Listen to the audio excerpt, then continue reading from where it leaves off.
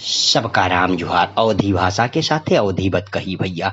बात यह है भैया, अंगूर खट्टे हैं, सब जने सुनबे की है भैया। अब भैया मिठाई मीठी है, ई भारम में भैया न रहो, बड़ा मिलावट होए लागी है भैया। रसगुल्ला और जलेबी देख के भैया तनी जल्दी आयो ना, थमो भैया रुक तो जाओ। काल्यू भैया खाद्य सुरक्षा प्रशासन के भैया सघन अभियान चला भैया 13 अगस्त का। 6 नमूना भरे गए।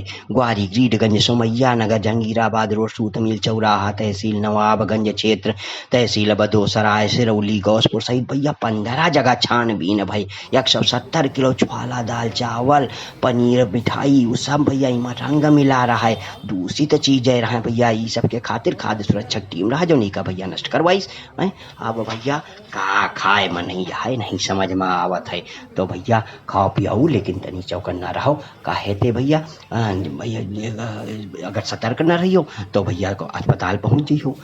भैया जो उनका कारोबार के भैया ये मिठाई माँ ये सब भैया कमी पाई गई हैं, उनका नोटिस जारी भय है। यह तई भैया सुरक्षा के विभाग के जो या टीम है या सब भैया सबका जागरूक कर रही है, सबका चौकन्ना कर रही। तो भैया त्योहार में मिठाई तो भैया खाओ लेकिन मिलावट वाली ना खाओ। और खबर निकला भी भैया शेयर भैया जरूर करो और सब्सक्राइब करो तो भैया बिल्कुल न भूलो।